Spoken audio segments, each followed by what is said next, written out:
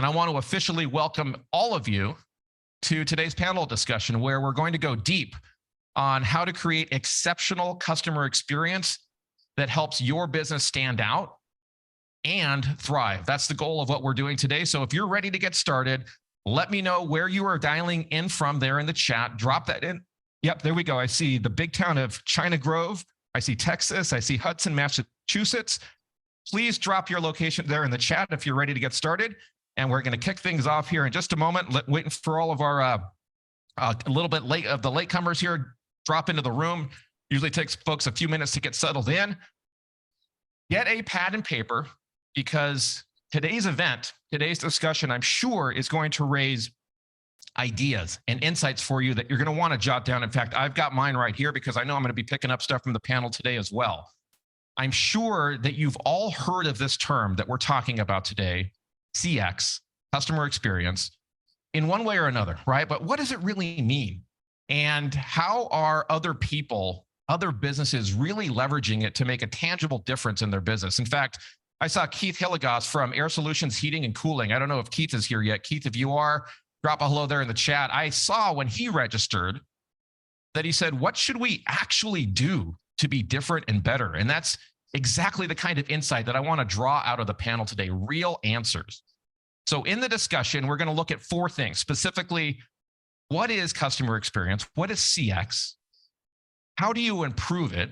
It's easy to say that it's important and that we want to do it, but what does it really take to improve? Third, how do you get your staff to do it? And how do you get them to care in the way that you do, especially if you're the business owner, right? How do you impart that owner's mentality?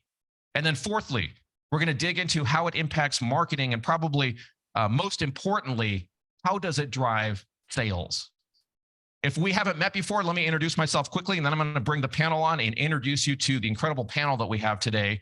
My name is David Rosendahl, and I'm the moderator for today's discussion. My day job, if you will, is as president at Mindfire, where we help print companies and the brands they serve, the companies they serve, like all of you, drive more sales from direct mail. And that's how I know my friend Andrew Ettinger, who I'm going to introduce to you now.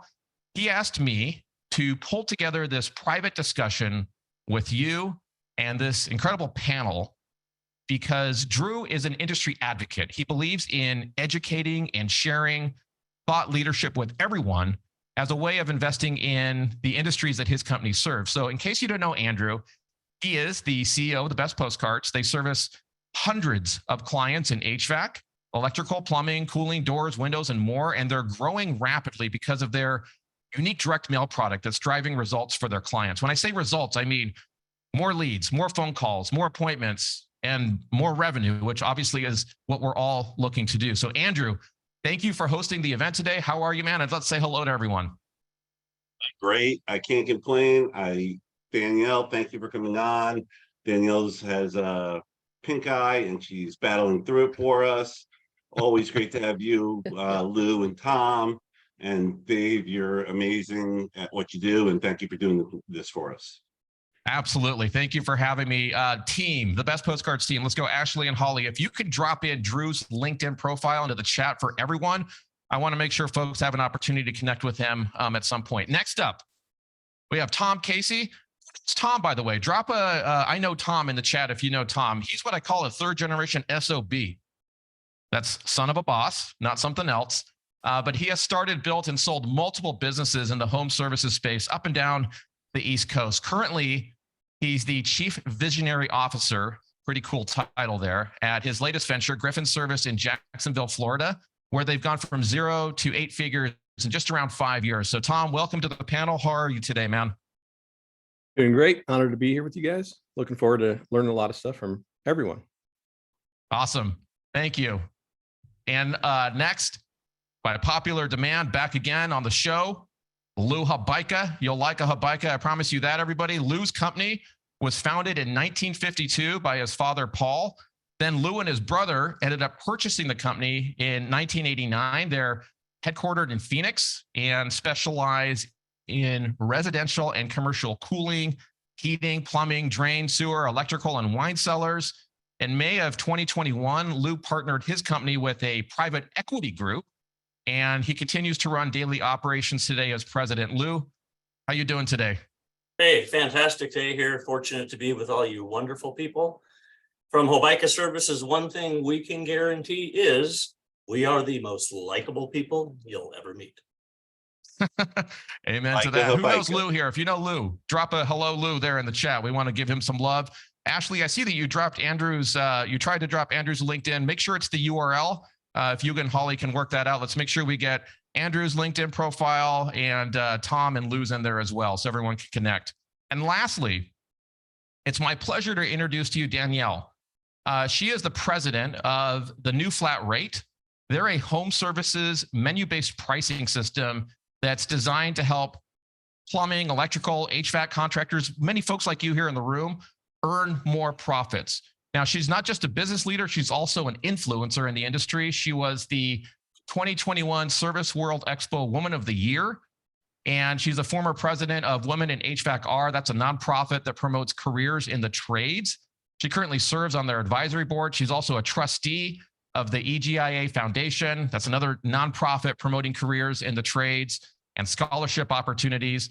Her experience with the industry goes way back to when she started working for her dad's electrical business at 7 years old. I asked her if she had a picture of her during that time. We weren't able to find one, but you can imagine in your mind, Danielle as a 7-year-old working in the business. She's now a well-known public speaker. She's an opinion columnist for CEO World magazine because, like Drew and the other panelists that are here, she's dedicated to the growth and the promotion of the industry that we're all in here. She's also, with her husband, the mom of 4 children, which Danielle and all the moms here know is another full-time job, right, moms? And to relax, she likes to hike, ski, read, and drink wine. Danielle, how are you today? Hey, awesome. That was such a nice intro. Thank you for that. It's a pleasure to be here. Hey, and I posted on my Facebook page today that I'm going to get to meet Lou right now, actually for the first time. I know Lou, but Lou didn't know me, I don't think so. I was proud to be on this panel and meet Lou today. Well, thank you for being here. One of the pieces of feedback that we received quite a bit is that, we need to vary the panelists and we need to have more ladies on the panel. And so thank you for being here. It's encouraging. I see more women in the audience today than I ever have before. So I'm glad you're here with us. Team, Ashley and Holly, please drop in Danielle's LinkedIn profile there. Paste it into the chat and let's make sure folks can connect with her. So let's get to your questions now. When you register, you submitted your top questions to me for the panel. And my team and I have gone through hundreds and hundreds of questions and divided them into the 4 groups that we're going to walk through today. As I mentioned a moment ago, those 4 groups. Number 1, what is CX? How do you improve it? How do you get your staff to do it? What's required in order to get your staff to do it? And how do you tie what you do in CX in improving customer experience to actually drive sales? I think it's important, though, that before we get into the nitty-gritty, I want to make sure that we define this term. I think it's important that you understand where the panel's coming from and how they see this term CX. We hear it, it's a buzzword, but what does it actually mean? Drew, I'm going to start with you. In 1 or 2 sentences, how do you define CX? How are you differentiating yourself from the rest of the group? Okay. Tom, how would you define it? Tom, you I might would be on mute. probably define it a there you little go. differently. I think it's everything you do before the client calls or submits a form, everything you do during the actual experience, and everything you do after the experience. Got it. Okay. Danielle, what's your view? I got it right here. You see my Yes, little ma'am. whiteboard?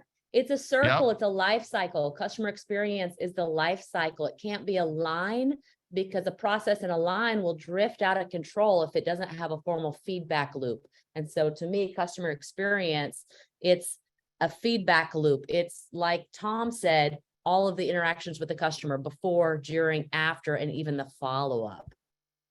Okay. Interesting. So we have a couple of different views here. Lou, how do you define CX? Well, for us, we're first and foremost all about relationships. So I define it as our ability to remain top of mind with our customers in a good, memorable way. So audience, you've heard 4 different views of kind of the same idea, 4 different angles of the same view. How do you define it? I'd like to hear from you in the chat. If you have a different angle, if there's a different facet that you look at, drop that in the chat. I'll read some of those off here in just a moment so that we can gain some understanding from all of you in the audience as well as to how you look at this. Let's get started then with the first group of questions. Is everyone ready to get started? Drop me a yes in the chat there. Drop me a yes if you're ready to get into these questions. Ronald is asking, can you give us a copy of your chart? So Danielle, maybe we can take a photo of this afterwards and get it out to everybody. You're good with that? Okay, perfect. Awesome. All right, so let's go to question number 1 here that came in. And these questions are representative of the hundreds of questions that we received coming into this event, okay? This is from Stephen at Air Comfort Heating and Cooling. And he asked, other than reviews and happy calls, how do you actually measure customer experience? Because dollars spent isn't always reflective of a positive experience. So Tom, let me start with you on that. How did you answer Stephen's question there? It's a great question. I think Lou maybe alluded to it, as did Danielle. It's the repeat business. If you can not just attract customers, which I think people think marketing, like get customers, get the phone to ring, book calls, and they go to a transaction, but is it a sticky transaction? Will they call you back for more of the same type of service? If you're like in the AC business, will they give you an opportunity to work on other trades like plumbing or electrical if you do those? So it really is a retention, and I will save some of how we do that and how we ensure that. But if you didn't have a good customer experience, you won't be memorable and they won't call you back. So do you measure LTV in some way, lifetime value of that customer, in order to assess how well you're doing there? Yeah, we keep track of our customers. We keep track of how frequently they buy. We keep track of who hasn't done business with a certain period of time. Then we'll go ahead and reach out and touch them in a whole bunch of different ways. But we feel like unless they moved or died, and if they don't use us again, the customer experience wasn't good. Got it. Got it. All right. What about you, Lou? Talk to us about how you measure customer experience. Do you have a different way of doing it compared to Tom? What's your view on that? Well, I'll expand a little bit on what Tom said. So we're a multi-service provider. So our primary goal is to create lifetime customers. So measuring the lifetime value of that customer is really important to us. In addition, our goal is to own the home of all major services. So if they have any need, anything that could affect comfort, safety in their home, we want to be the ones that they're going to call. Got it. Brian from Vista Home Improvement asked an interesting kind of follow-up question to this in terms of how you actually create positive customer experience. His question specifically was, what is your most successful strategy for creating a customer for life that you're able to associate positive results to? He's getting really down into the specifics here. So I'm going to start with you, Drew. What have you seen as you look across all of the folks that you work with? What is the number one most successful strategy that creates a customer for life? I would say empowering your employees to be a representative of yourself, making sure that you know what your mission statement is as a company, and that you hold yourself accountable. It's own your own shit. At the end of the day.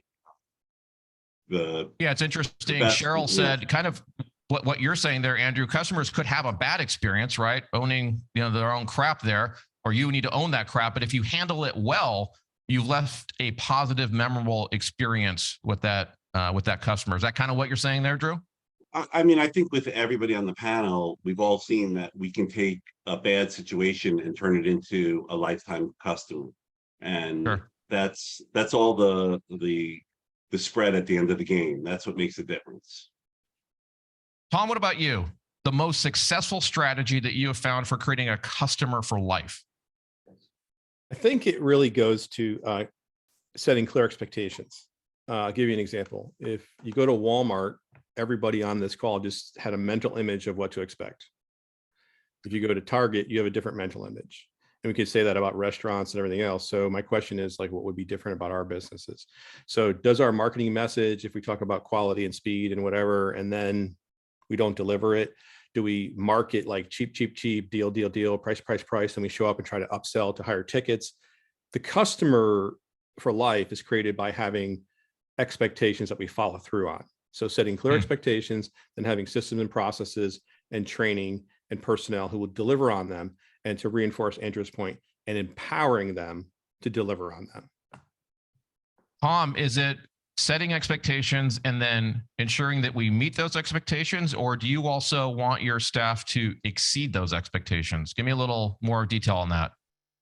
Well, the secret sauce is always do a little bit more than people expect. So have an expectation, and at the end, surprise them with a little something extra that you've learned about them during your journey of either quoting them, servicing them, or whatever, something that's meaningful to them. You know, customer expectations, and I think we'll get into this later, but you can't have a memorable way or a differentiating way that's one size generic cookie cutter fit all. Every Sure. customer nowadays is used to shopping and buying on their terms. And so to set an expectation of what you're going to deliver and then fine tune it and custom fit it to the actual client's expectations to exceed them, you've now got a client who's going to remember you, they're sticky, they're going to come back, and they're going to buy other services from you. Got it. Yeah, makes sense. Lou, from your experience, what is the most successful strategy that creates a customer for life? Yeah, I think the most important piece for creating consistency and creating those lifetime customers is just being consistent and getting your team on board with a system that is going to enable consistency with everybody. So we utilize videos in order to do that. And that's why YouTube is the #1 search engine in the world, because people find how to do something that they don't know to do. They can on board with that and replicate that, repeat that in the same way. So we utilize videos in-house to be able to get our team on board. We role play as a group on a regular basis, and we're able to deliver the same consistent message every single time with every team member. Tom, I'm going to go to this question next that came in from Matt at Ring Digital. Matt is asking if you can give a little detail, Tom, around the process in terms of the timing, the reward, the channel or the medium that you use that fosters a lasting positive customer experience. Kind of break down that process for us that you use, Tom. Well, you know, before they even call or go online to check us out or whatever, they're getting impressions of us. So consistency in your image, your vans, your marketing, your technicians, what they're wearing at the deli and the coffee shop, and that's part of it. But when they make that first phone call, I think people don't realize the power of that phone call. And that's a make or break opportunity, because everything that led up to that point for them to decide to call Griffin Service is now going to be tested. And so having, you know, friendly people, encouraging them to gather information in a non-robotic way, to properly qualify the calls. Also understanding, really, if we're talking about customer experience, I think the big thing that most of us screw up is we think about it from what our companies can provide, how we're going to do it, what are we going to be better than XYZ than doing. But really, if it's the customer experience, what does the customer know, not know? What's the conversation going on in their head? And I found that most customers, if you listen to the phone calls, they don't know jack shit about plumbing, air conditioning, electrical, AC. So they're like, they're having a bad day. No one wakes up this morning and says, I want to call for my water heater to be replaced. It's a bad day. They don't know anything about it.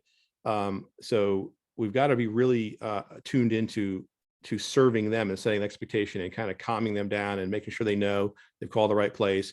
And then setting the expectations for what's going to happen next. Okay, we've got you booked. Here's what's going to happen. You're going to hear from this person. We're going to send you this. Then they're going to show up. And then each step of the way, it's like a further update, kind of like handing off a baton. When the technician calls on the way, he confirms he knows what's going on. You know, we found customer experience, they don't want to repeat their problem. They've already told the office to every person they talk to. I see you having this trouble. No problem. We'll be over there. We'll get taken care of. Getting to the site and setting the expectation of here's what's going to happen today. Do you have any questions? And just following through on that every step of the way so they can relax. They can feel comfortable, and they can, number one, I think Lou said this meeting, they can trust us, genuinely trust us. The business we're in is trust, and we'll always be in the trust business.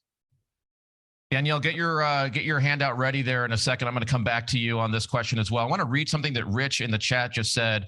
I thought particularly salient to the conversation here. Rich said kindness and compassion go a long way in any service industry. Not everything you do should require something in return. Growing the trust in the relationship is key to long-term success. So I think many here on the panel would resonate with that. Thank you for putting that in the chat there, Rich. Danielle, let's go to you. Talk about your process now. Well, I was going to say it's always about price until you make it about something else. And Tom did such a great job talking about all the interaction, bringing the empathy in, like right before, during the customer experience. But I wanted to throw in here what Jay Abraham says about even after the call. So to have that positive customer experience staying in front of your customer, the magic number is 6 weeks. And I think that's important for us to remember, that we want our customers to have that positive experience to buy from us more than once. And we want to be consistent every time, right? And so you don't have to send out a postcard, for example, every 4 weeks, whether it's 4 weeks or 6 weeks, it's no different in their mind. And so remembering with your follow-up to stay in front of them in some form every 6 weeks, whether that's on social or friends or yard signs or something, but that goes along with that positive experience. So Jay's point is a touch in some fashion every 6 weeks, once every 6 weeks. Correct. Okay, got it. Lou, talk to us about your process. Going back to the original question here from Matt, in terms of timing, rewards, the channel or the medium that you use to foster this lasting positive experience for the customer. You know, Dave, the only reason that we communicate to our customers is to market our products and services so they will buy from us, use us, right? And again, over and over. So we communicate to our customers, and most of the time they don't communicate back because the number one reason, they don't have a need at that time. So it's important for us to remember is we just need to be there all the time in many different avenues and formats and ways of communication to where they see, they hear from us. You know, we're in front of them, we're staying top of mind, we're giving them reasons to call us when they have a need. So we got to be there when they have a need. That's number one. So for a customer of ours, we service you today, Dave, you're going to hear from us, see us, be reminded of us top of mind, have a reason to use us again over 100 times in a 12-month period. So we're always Wow. there in some type of a way, format, just remaining top of mind. We just need to be there when you have a need, not when we have the need. So 8 to 9 times a month. Is that what you're saying? Yes. And what channels are you using for those 8 to 9 interactions per month? Just roughly. Yeah. So happy calls, email campaigns, texting campaigns, open estimate follow-ups. Then we have, a postcard. We have a thank you card, a personalized thank you card after every home visit with a $50 thank you card, a gift card to return for future services. We have I'm the promo king. So we have about 10 different promotional items that are branded with QR codes. There's savings. We use valve tags throughout the home on all emergency valves. We utilize radius mailers, yard signs.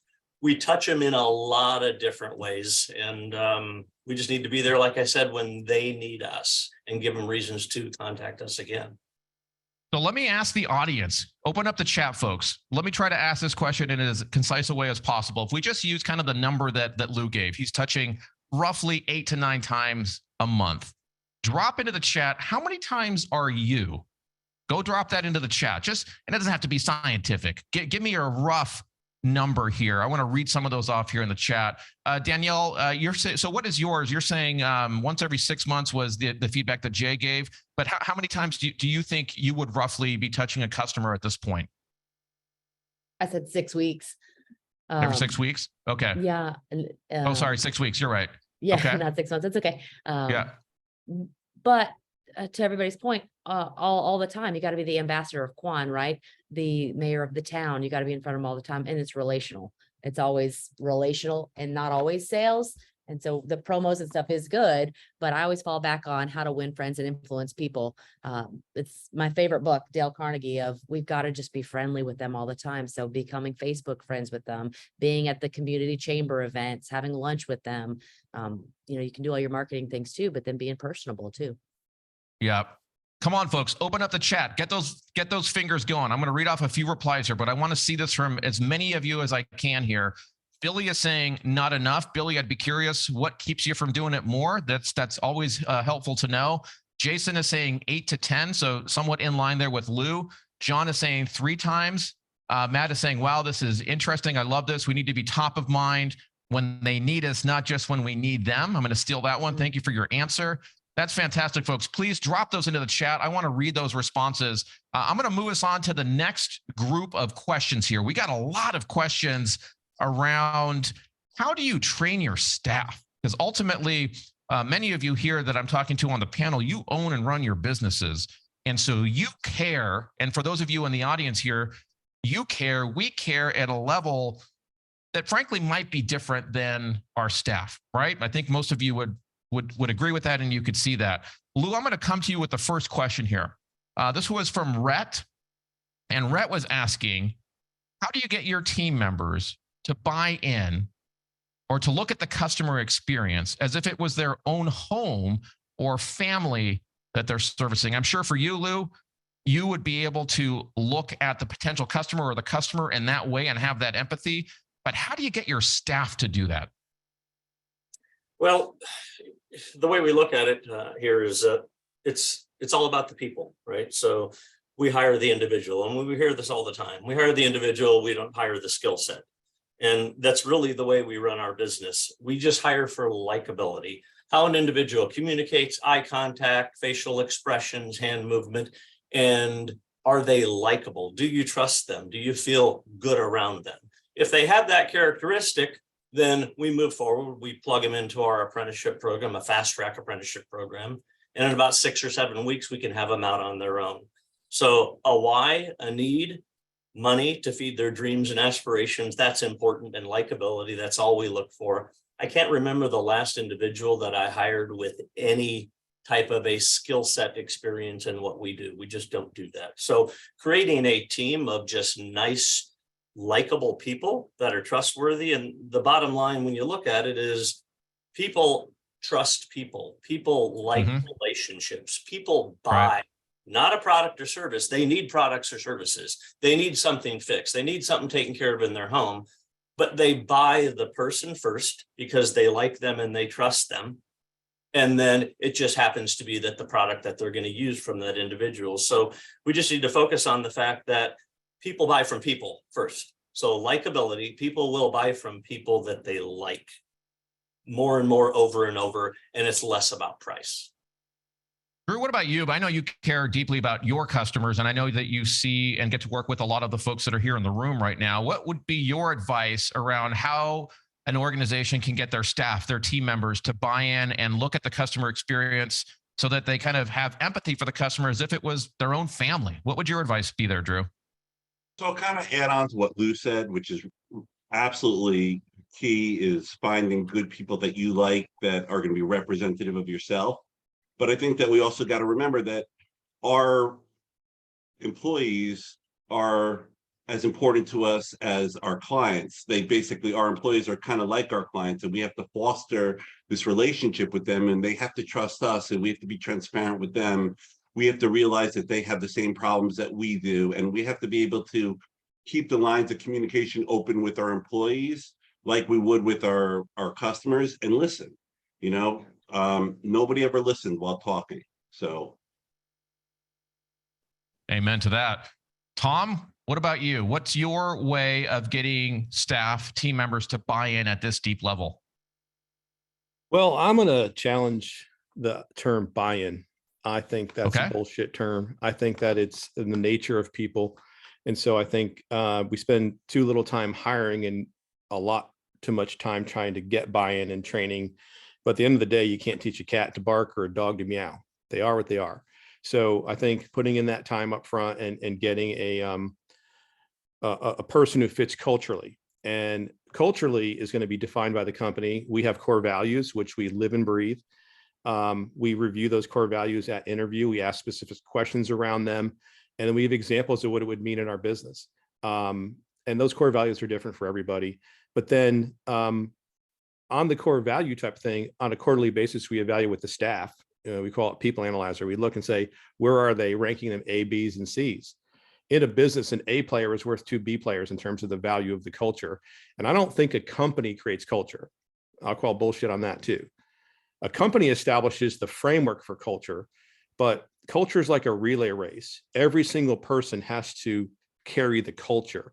And so if you can't get A's and B players and minimize those C players who are basically draining the gas tank. If I think of gas as GAS, the give a shit tank of everybody else, if somebody's draining out the give a shit tank for the A players and the B players, culture suffers, and then you can't get buy-in. Buy-in is a characteristic that people have or they don't have. If somebody's there for the money, if somebody's there for the job, if somebody's bounces around jobs, you can do meetings, trainings, everything else. It's not going to take, it's not going to work.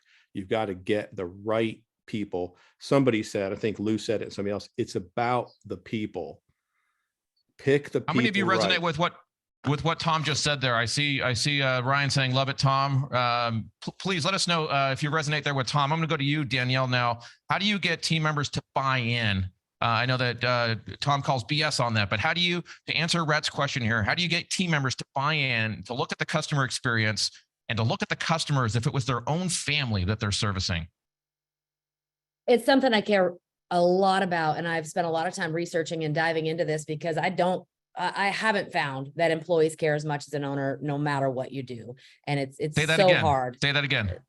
Employees, they just never will. They never care like the owner does. It's not their baby like it is yours, but we can do things to help, right? And so one thing that I found in all my research is called lean manufacturing. There's all these studies done. So write that down. Lean manufacturing is empowerment of pushing the decision-making all the way to the front lines. So for your technicians, for example, they've got to know the process and the parameters of what point are they allowed to make decisions up to.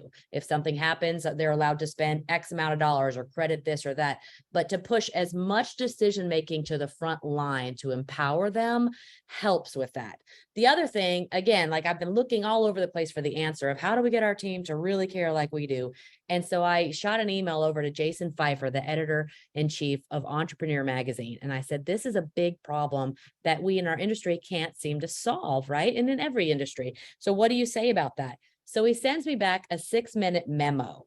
And I wanted to write or tell you guys the 3 things that he says that really do make a significant difference. Number one is, autonomy. We want to make our people be happy so that they care about our customers like we do, right? So autonomy, they need to feel like they're making their own decisions. That's the empowerment.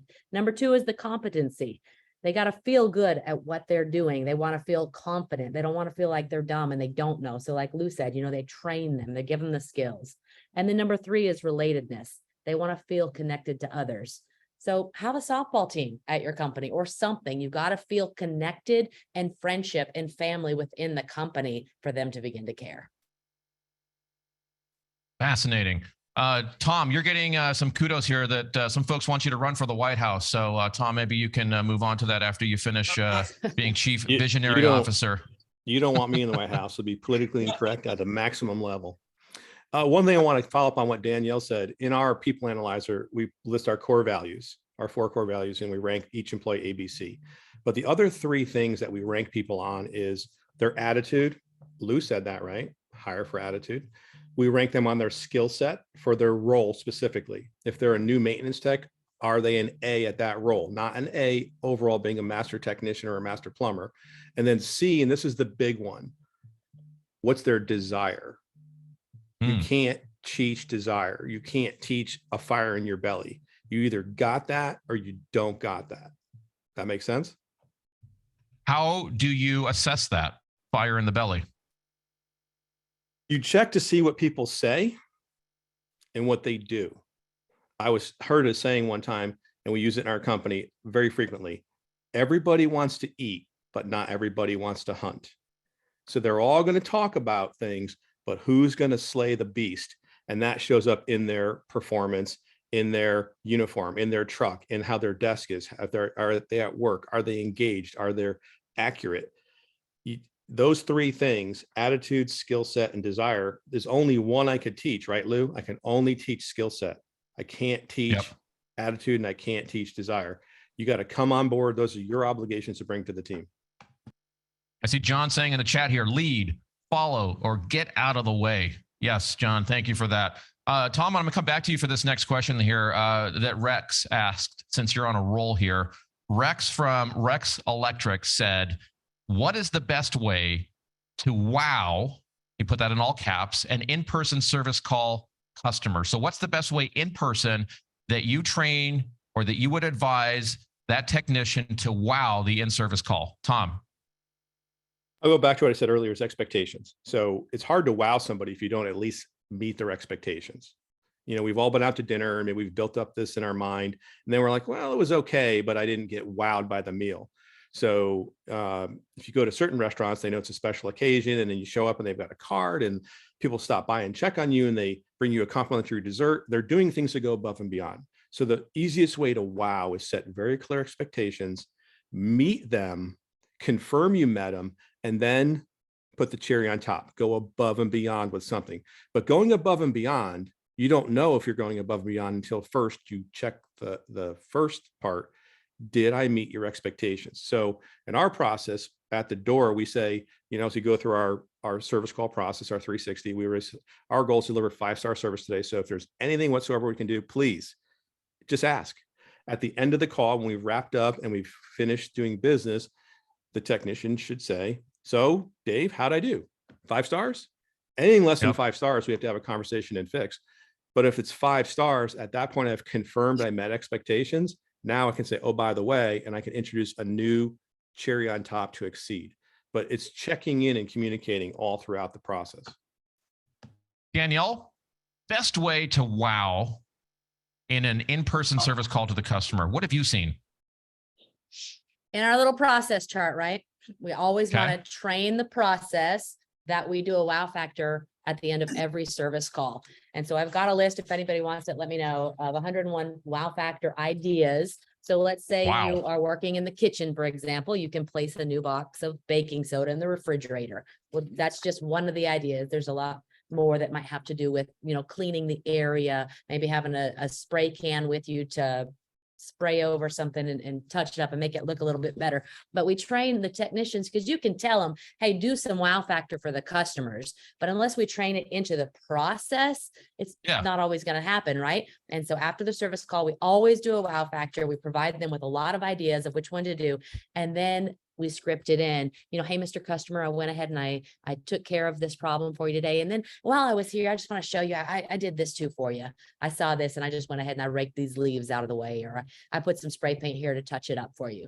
And so we put it into the process and then always show the customer afterwards. If you want that wow factor list, please drop wow factor list into the chat with your best email, and we'll make sure to follow up and get that back to you. I see a number of people asking for that, Danielle. Lou, let me have you wrap up on this one here. The question from Rex, what is the best way to wow an in-person service call?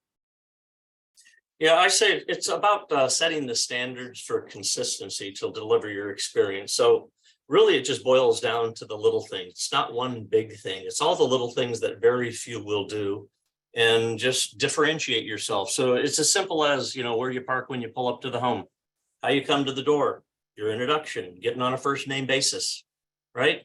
Bringing in garbage cans, doing little things, picking up some trash, and just establishing, you know, some common interest, commonality when you're in the home. People buy from people, so you have to create a relationship, friendship, likability. Videos of your inspection, and like Danielle said, so we're going to make a video of everything we see and find, and not necessarily will it have anything to do with why we're at the home, right? And then we share the video with you. You're in charge. You ask the questions. We're really good at answering questions.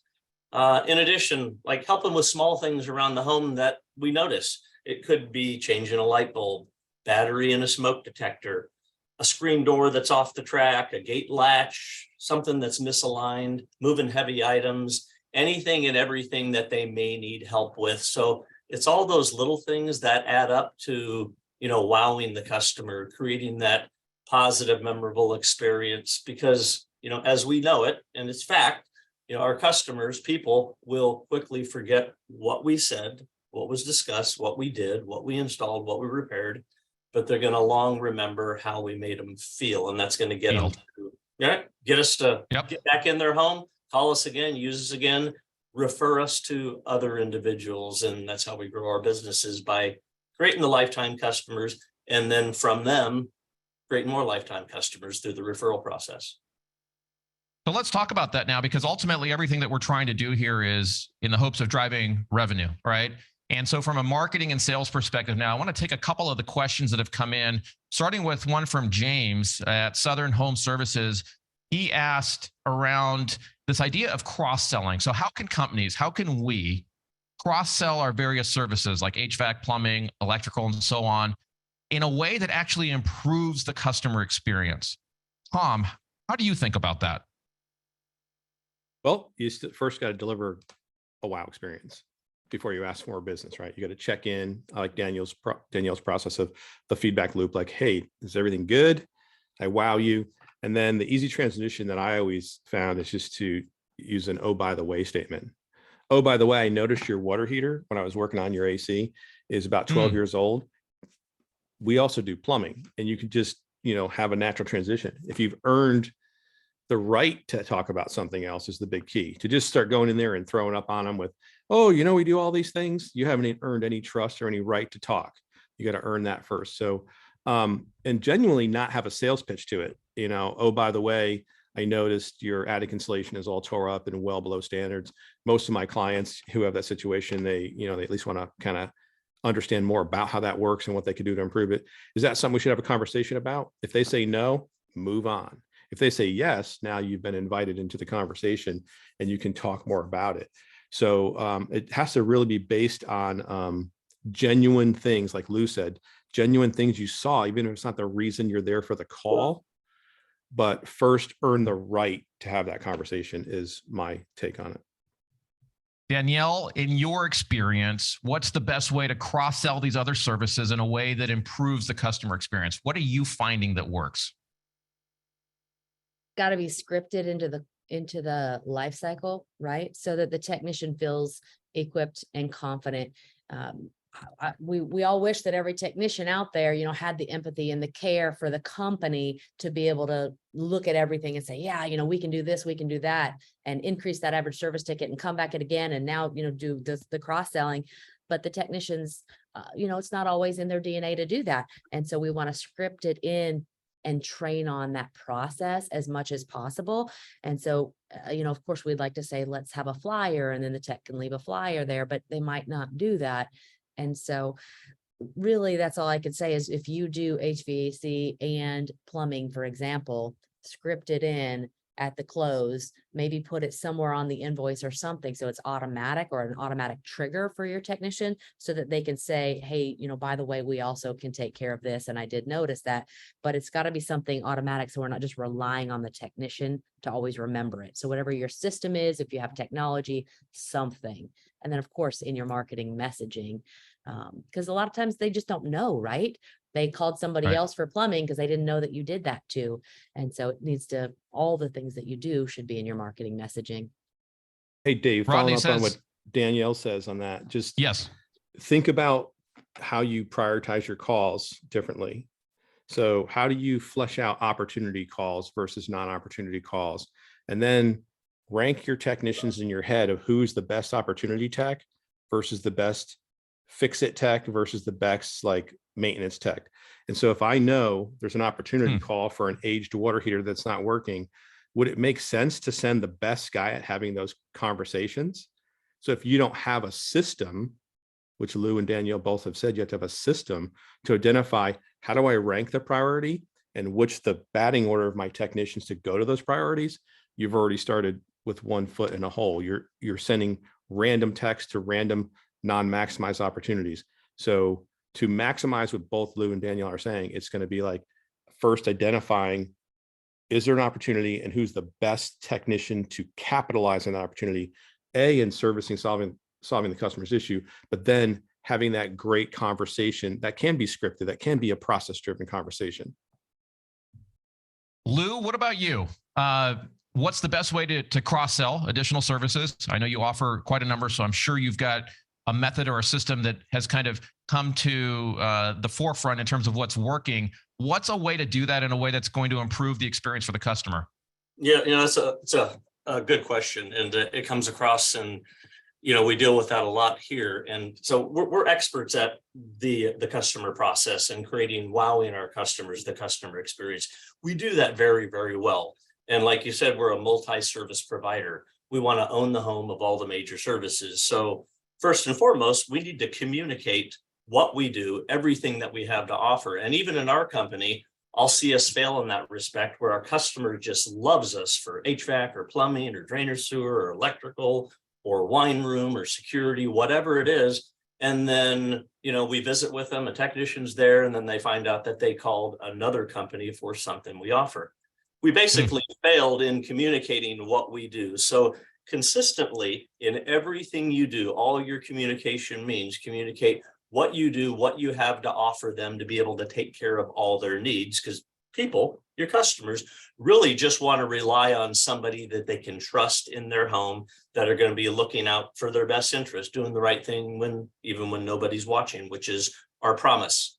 In addition, incentivizing your team members to get you in the door with free whole home safety inspections for other services. So when you're cross-selling your products and services, follow up after a home visit, right? So you want to own that customer, you're there for HVAC, you're going to follow up with a texting campaign, an email campaign, automated for all the other products and services you have to offer.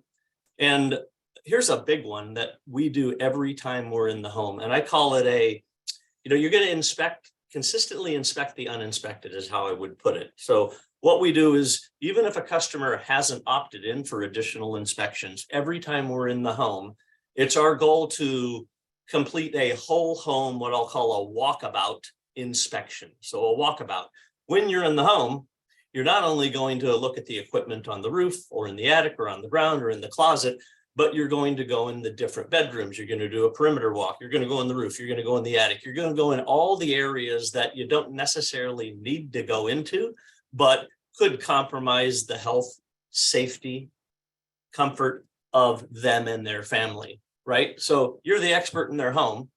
If they have an issue after you have left, right?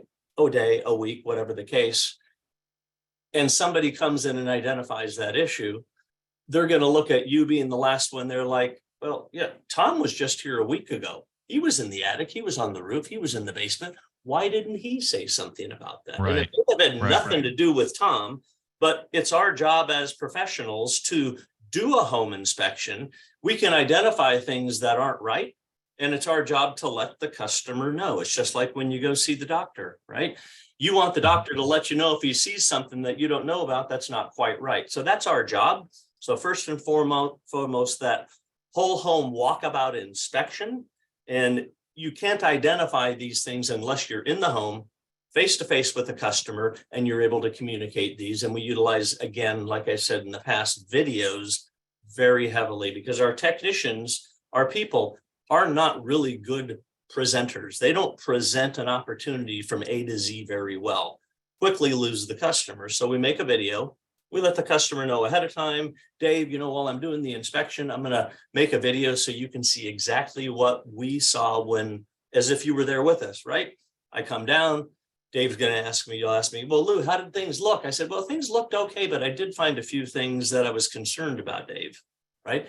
I made a video for you. Would you like to see it? And you're like, yeah, I want to see it if it's going to affect the health, safety, comfort of my family. So you watch the video, and then I put you in charge of asking the questions. Our field people are really good at answering questions, right? That's what they're skilled at. So let them answer the questions and put you in charge for answering, for asking the questions that you really want answered. So that's the way we look at it. And that inspection is really important.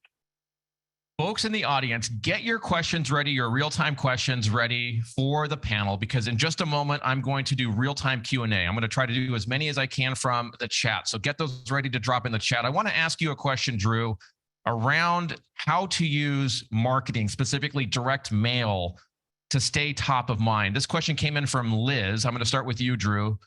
Briefly here, what is the most effective way to stay top of mind? I think all of the panelists have been talking about that, right? We want to stay top of mind. and give immediate value beyond just giving discounts when using direct mail. Drew, your thoughts on that? I think you definitely have to stay multi-layered. You know, I believe in all the approaches. I think as Lou put it before, we don't have the liberty of sending mail out when somebody needs our services. We have the liberty of sending mail out so that when they do need our services, they go to Google and they type in the name of our company as opposed to, you know, HVAC near me or services near me. There are a couple things remaining very sticky. Having a comprehensive program that goes deep as opposed to going wide.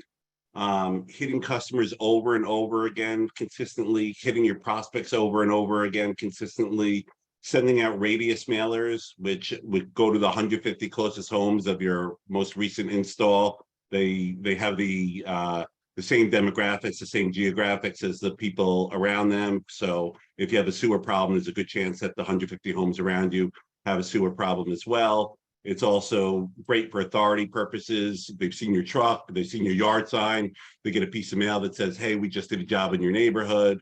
And Lou alluded to the thank you card after every service call. Send out a PVC thank you card with a pop-out gift card that's branded to your company that says $50 gift card off of your next service.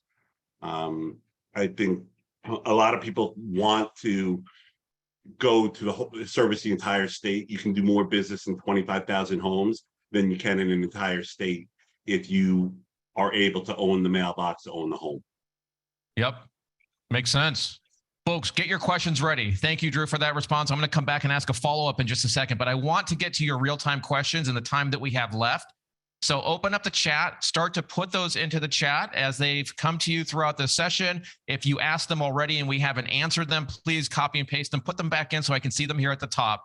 As you're doing that, I want to make sure you're aware of a special offer that Andrew and his team are making available to everyone who are on the event today with us watching the video. So if you're new to the Best Postcards family and you're watching right now, one of the things that they want to make available to you is what's called a thank you card campaign. And what this does is encourage repeat business from your clients, very much like what we've talked about today, by thanking them for a job that was recently completing. It's keeping you top of mind and keeping them there for their next need, right? These cards are plastic. You can see some examples here on the screen. I'm going to pull up one more in a second. They have a long-lasting shelf life, and of course, they're personalized to your brand. And they have this cool pop-out gift card right here that you can see on the screen here. So if this is helpful to you, what Drew's making available is you can get your first month at $1 per card instead of the normal $1.25. Let us know in the chat right now. Put thank you cards in the chat. Drop that into the chat if you would like to find out more information about that. Here's another example on the screen. You can see what this looks like. Put thank you cards there in the chat if you want to find out more about this. The other thing that I want to make available to you, and then I'm going to get to all your questions, are the radius mailers. And Drew just mentioned that a moment ago. So radius mailers allow you to touch the 150 closest single family homes that are adjacent to the installs that you've done. So these mailers work incredibly well because, as Drew mentioned, think about this. Homes of a similar age and size are generally built around the same time in a neighborhood. I know that's true for us and where we live, and I'm sure for many of you and your customers. This means that when one of those homes needs a repair or a replacement, the others in that area are not far behind, right?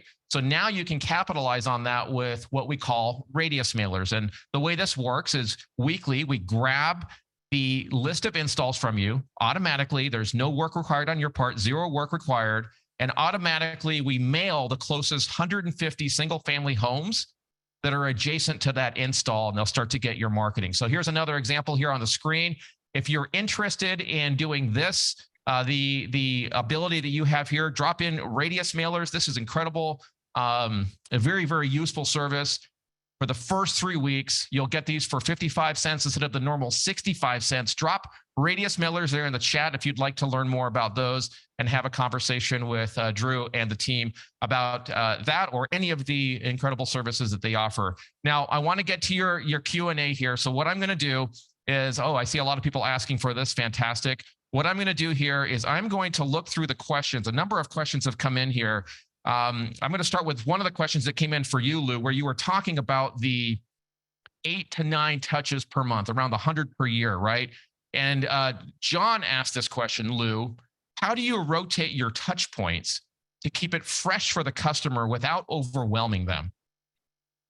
Yeah, good question, because you don't want to piss them off. Last thing you want to do is them not to want to turn you off, basically. So using different means of communication is really important, and staging those out. So an email campaign you're going to plug them into, that could be weekly as well as monthly, a texting campaign, and you're going to cross-sell all of your products and services, a follow-up happy call, a thank you card, like we said, right? A personalized thank you card, a gift card to return for future services, give them a reason to come back to you, a fast pass on the back of the gift card, which is basically guaranteed 24-hour service, or your service call fee is free, right? Yard signs, radius mailers, things that you leave in the home that are just going to keep that wow experience, the positive, memorable experience, what they're remembering good about you. It'll keep it top of mind. And like I said, we are the promo kings here. We have promotional items that get used every day by our customers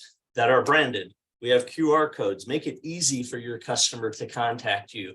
Put QR codes with a branding sticker and a discount on that branding sticker on your water heater, right? Filter replacement for your RO, your AC system. It has a warranty, lifetime thermostat guarantee, a little lifetime thermostat guarantee sticker on the stat. Who are they going to call if there's a heating or cooling problem? Well, it must be a thermostat problem. So we better call Griffin because it might be under warranty, right? Give them a reason to tie them back to you.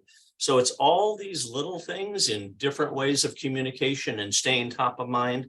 And the most important thing that I've said during this whole hour time frame here is you gotta be there when they need you, and give them many, many reasons to contact and use you for all of their needs, and refer you to everybody that they know. Dave, John, let piling us on know in the that. chat if that helped clarify. Yes, somebody wanted to add. Tom, go ahead. Yeah, so I want to kind of boost on what Lou said. No one is thinking about Griffin or Habica. No one's hoping to have that. This is an externally driven business we're in. You can't market somebody to buying a new system or calling for a service call.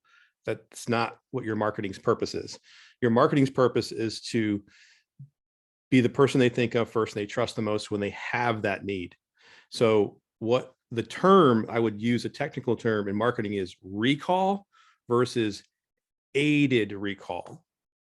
I want to burst everyone's bubble. I'm going to promise you that 99% of your customers are not going to remember you. They don't think of you. They get bombarded with 75% of your mailbox and business comes online. from And they have to hear from you. So when they go to the unit, there's a sticker. When they go to the valve, there's a valve tag. When they have something on their fridge to, get a fast pass to remind them. If they go to Google and they see your name, they click on you, oh, that's the person. It's this aided recall, which is what it's all about.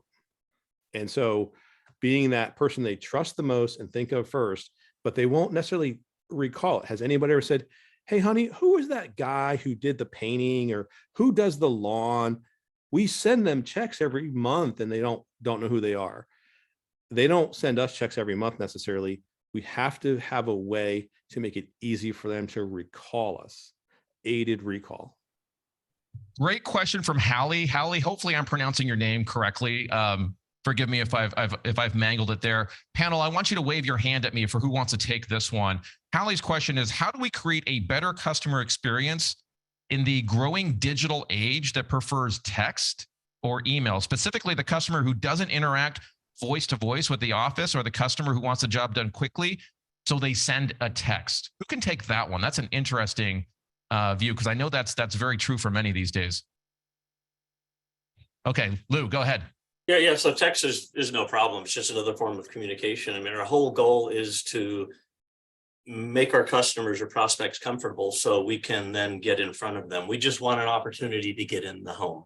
And if they're not quite ready for that, then you need to have an online e-commerce store. You need to have products and services available so they can go to your store and shop or kick the tires and see what you have to offer and what your pricing may be. Most of your competitors don't have an online store. So have a way for them to be able to, for you to be able to show your products and services, what you have to offer, free estimate on HVAC equipment, could be water heater, water conditioning systems, filtration, air filters. Utilize an air filter card. Best Postcard makes an air filter card for me. Basically, we want to be the source for their air filters. I look at this as kind of like, dating or a relationship, right? You want your customer to come back to you. You want them to be to only utilize you. You don't want your customers to cheat on you, right? You want them to be faithful to you. In order to do that, you have to give them easy ways on a regular basis to come back to you. So a filter card, identify their filters, write it down, you give it to them. It's got a QR code to reorder their filters. You might use a referral on the backside, something of that fact. Lead them to your Google reviews is another thing. So there's one important thing that I did say here earlier was QR codes. And one of the best things that came out of the whole pandemic was QR codes. The utilization of QR codes make our business really easier and easy to communicate to us. So just make it simple to get them to your website so you can talk about who you are, how you're different, why you're better, why they would choose you, right? Your e-commerce store, easy to schedule, make things simple. You don't want your customers cheating on you. So make the relationship really easy and simple. Understand We're why they right want to at the- communicate that way, right? What's that? Understand why they want to communicate that way. Somebody posted like, I'm that customer. I want to do everything online on my phone. You don't want to speak Yep. to anybody. You don't want to be sold. You want to do it when you want to do it. You don't want to have your time wasted, which leads to what Lou said. The most common thing people are trying to get to is how much, how fast, when. So Yep. just meet them where they want to be met, right? You buy things. You have your reasons for buying them. Understand why they want to do things digitally, why they want to engage via text, then make it super easy. Don't make it just a gimmicky door that will call the office. You can start to engage online, but then we're going to push you back to old school, do things. And Lou dropped a real nugget there, a real nugget. Online store. What is the reason people want to engage without talking to you? Is they're really looking for transparency. I would argue that up to 70% of the decision to do something is already made before they call you or contact you. They're just trying to pick the right person now. So Yep. if you have a transparency attitude in this non-human contact, I just want to know if you're the right one. I don't want you to tell it to me. I want you to show it to me. Yep. Amen. I know we are a little past the official end of this session. Thank you for sticking around. I'm not going to bring us to a close yet, but Drew, I know that you want to make available one more thing that you wanted to share with everyone, and then I'll go back into Q&A. If you have to leave right now and you want to get the recording so you don't miss the responses from the panel and the interaction that we're yet to have, please drop the word video in the chat if you want us to send you the video. Otherwise, stick around. We're going to go for a few more minutes. Drew, let me give you a few moments to talk about the customer marketing analysis that you mentioned here. All right, so the key is to the days of splash and spray and just hitting everybody is over. You want a deep dive into the data and the analytics. So what we'd like to do is to anybody who joined this webinar or sees this webinar, if they want, we would do a free market analysis. We'll take your last 2-year customer list. We'll plot it out on a 3D heat map.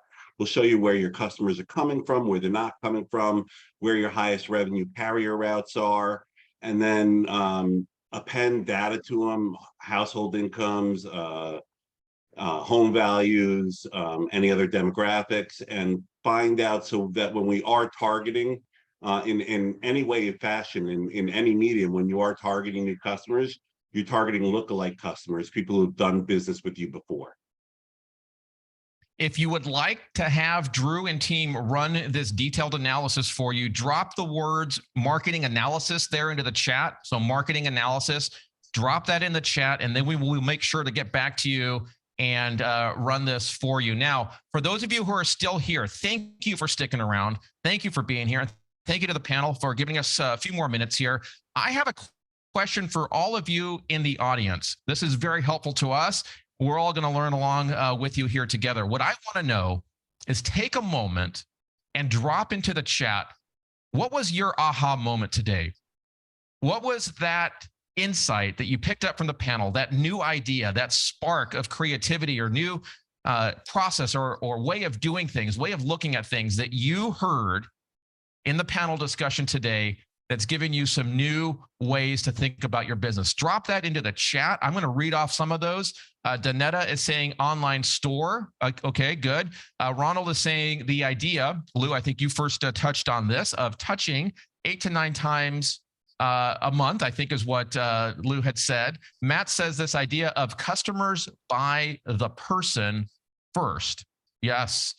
Megan is saying the online store and the filter card. Ernest is saying making the video of the job site. Carl is saying Danielle's circle about customer service. We're going to make sure to get that to everybody. John is saying training staff for each of the touch points. Yes, excellent. Keep those coming in, folks. We like understanding what it is that was helpful to you. Frank is saying there was just too many to list. Well, that's good to hear. Everybody wants to eat, not everybody wants to hunt. Who said that? Who had that quote?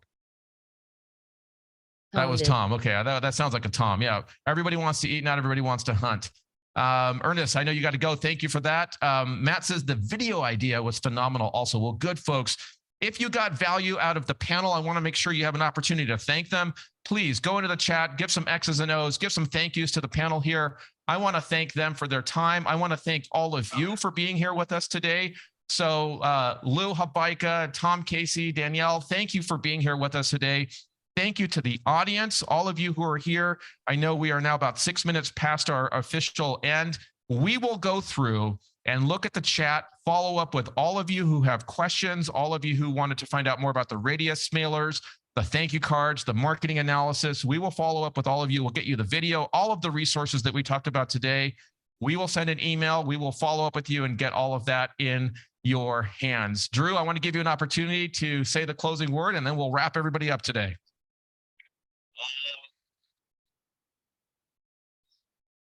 Drew? Hey guys, thanks for joining. I love the panel. Lou, Danielle, thanks for coming. Tom, thanks for coming. Dave, thanks for moderating this. And at the end of the day, all we want to do is help the industry, be an authority, and the work will come from there, you know, for all of us if we do that, if we stand out from our peers. So do something every day to differentiate yourself from everyone else.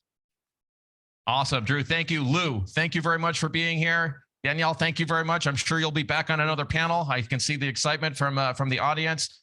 Tom, as always, you're an SOB. Thanks for being here, man. We appreciate you. And to everybody here in the audience, have a wonderful rest of the day. Thank you for being here, and we will talk to all of you very soon. Have a wonderful day, Thanks, buddy. folks. Thanks, guys. Thank you, everyone. Everybody, Bye-bye. bye.